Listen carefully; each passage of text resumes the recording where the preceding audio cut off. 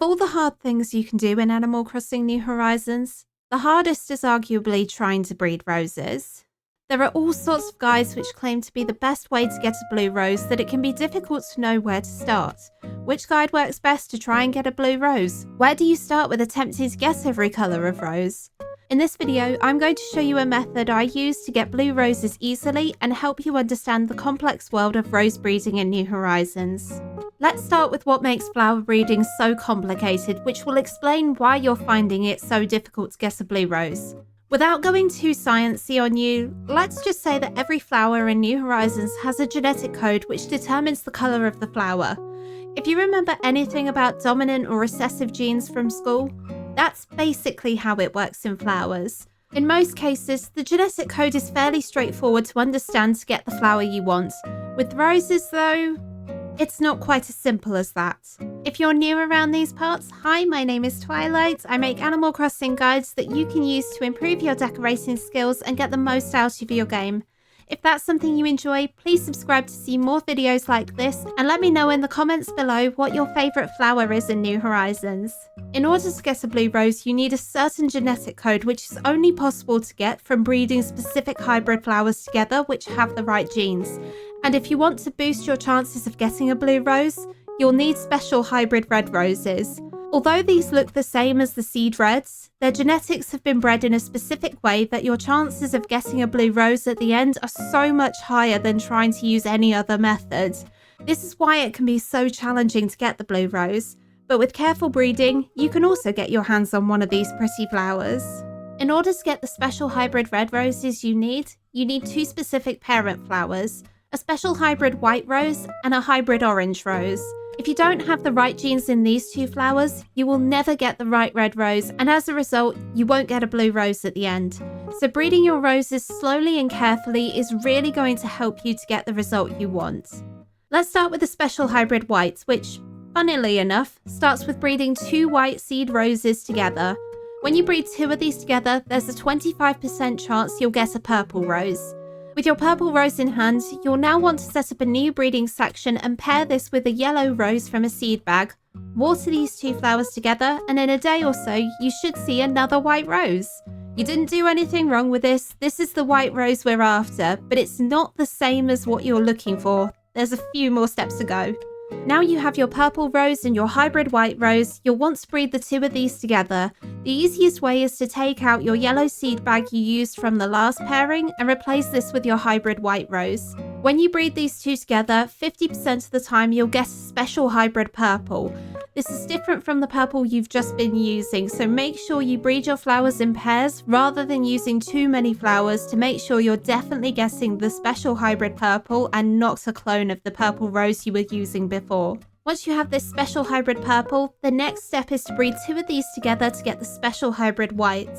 However, before you jump the gun and get your garden set up for doing that, you need to keep in mind that not all of these special hybrid purples are going to have the right genetics you need for a successful breed.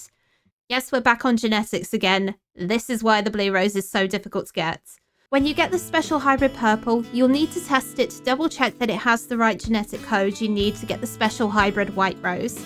In order to do this, you'll need to breed your special hybrid purple rose with a seeded yellow rose. If you ever get a yellow rose from this pairing, the special hybrid purple you've just bred is good for you to use for the next step. However, it only gives you a yellow rose 50% of the time if your special hybrid purple has the right genetics. So you'll need to breed this purple with the seeded yellow 3 or 4 times to just double check that you have the right flower. If after 3 or 4 attempts you only ever find you're getting a white rose out of the pairing, you'll need to bin the purple as it won't have the right genetics you need for the next stages. You can keep track of whether or not you get a yellow rose by using custom codes. If you find that after placing down 3 white codes around the breeding pair that you never get a yellow rose, you can safely get rid of the special hybrid purple and try again to get the one that you need. When you do finally get a special hybrid purple rose which has the right genetics, congratulations, you're ready to breed the special hybrid white rose that you need to get blue roses. All you need to do is clone your special hybrid purple and then breed two of these together. 25% of the time, they will give you a special hybrid white rose which you need to get the blue rose. If you ever get anything else, bin it or use this in decorating so that they don't get mixed up in your flower breeding. For the hybrid orange rose, we don't have as many crazy shenanigans as there are in getting the right genetics for the special hybrid white. This part is much easier. To start your hybrid orange journey, you'll need to breed 2 seeded red roses together, and you'll get a black rose 25% of the time. When you have your black rose, you'll want to breed this with a special hybrid white rose you got from the last round of breeding, and 100% of the time, this will give you a hybrid red. This isn't the same as the special hybrid red that you need. This one doesn't have quite the right genes just yet, but you do need it for the next step.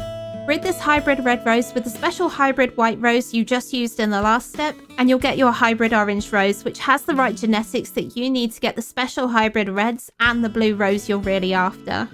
Now you have both the special hybrid white and the hybrid orange flowers, you need to breed these two together, and 25% of the time, you'll get your special hybrid red rose.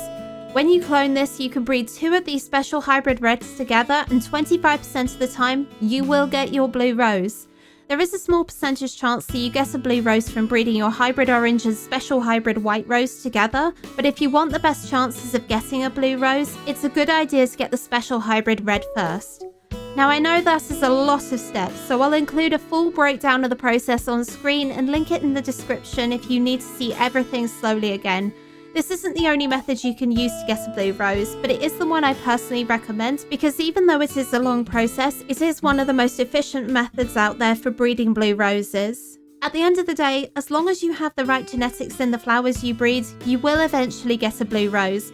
Flower breeding is something that takes a lot of time and patience to do, and if you need some tips to make the process easier to get a blue rose, watch this video next where I went through some of the basics you need to know to make your flower breeding more successful. And I'll see you over there.